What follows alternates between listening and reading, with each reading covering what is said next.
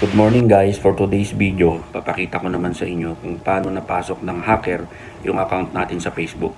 At papakita ko rin kung paano natin ito tatanggalin. Ang video na to lalong lalo na guys para sa mga bagong content creator pa lang na katulad ko. Kailangan malaman nyo to. Huwag nyo skip yung video guys, tapusin nyo. Mahalaga ito. Ito guys, punta lang kayo sa screen nyo, click nyo yung Facebook. Then click nyo yung profile. Yan, pag-click nyo yung profile, lalabas dyan yung see dashboard. Click nyo rin yung see dashboard.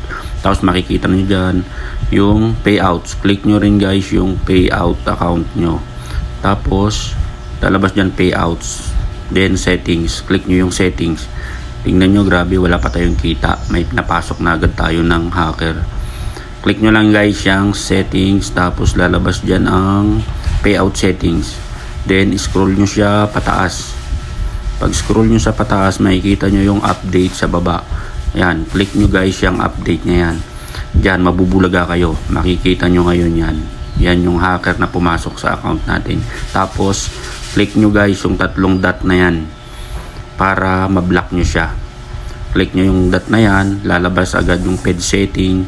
Then, block. Pindutin nyo yung block. Tapos, lalabas yung block LB marketing. Then, i-block nyo na siya guys para tuluyan na siyang mawala sa payout account nyo. Yun lang guys. Tapos close nyo na siya. Then i-double check nyo siya guys. I-double check nyo siya. Balik agad kayo sa payout settings. Tapos check nyo ulit yung updates. Kung nandun pa, yan, wala na. Ibig sabihin guys, malinis na. Guys, paki-share naman guys para matulungan natin yung ibang kasama natin na bago pa lang sa paggagawa ng content. Salamat guys. Sana makatulong.